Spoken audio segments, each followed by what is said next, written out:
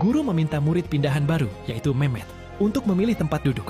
Mehmet langsung berjalan ke bangku di belakang seorang gadis pendiam bernama Ratna. Namun saat melewatinya, tali tas Mehmet tersangkut di rambut Ratna. Melihat Ratna tidak bereaksi, Mehmet sempat ingin mengingatkannya. Tak disangka, Ratna justru mengeluarkan gunting dan memotong sehelai rambutnya sendiri tanpa ragu. Sikap tenang namun ekstrem itu langsung membuat Mehmet penasaran. Sebenarnya, ini bukan pertemuan pertama mereka. Ratna dikenal sebagai murid berprestasi, tetapi berasal dari keluarga sederhana.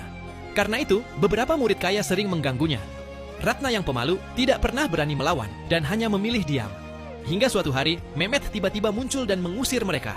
Itu adalah pertama kalinya Ratna merasakan ada seseorang yang membelanya. Namun karena rasa rendah diri, ia bahkan lupa mengucapkan terima kasih.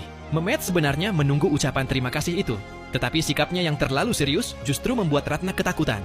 Ia mengira mereka tidak akan pernah bertemu lagi.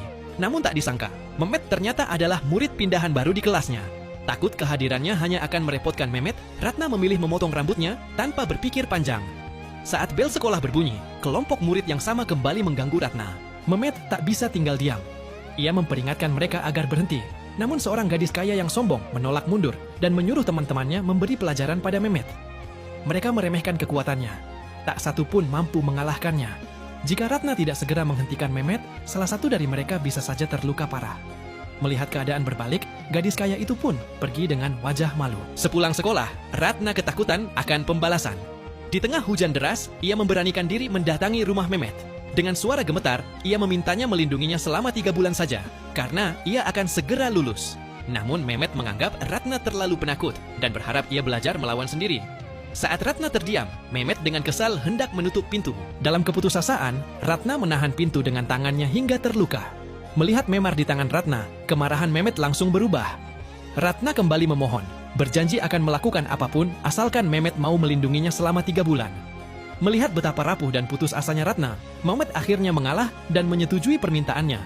Ia pun dengan hati-hati mengobati luka Ratna. Keesokan harinya, Ratna kembali dicegat oleh kelompok yang sama. Namun kali ini, ia mencoba melawan. Ia menggigit tangan salah satu dari mereka dengan sekuat tenaga. Saat yang lain hendak menyerangnya, Mehmet datang tepat waktu dan menyelamatkannya.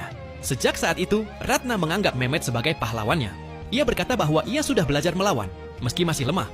Mehmet tidak berkata apa-apa, hanya dengan tenang menyampirkan jaketnya ke Ratna.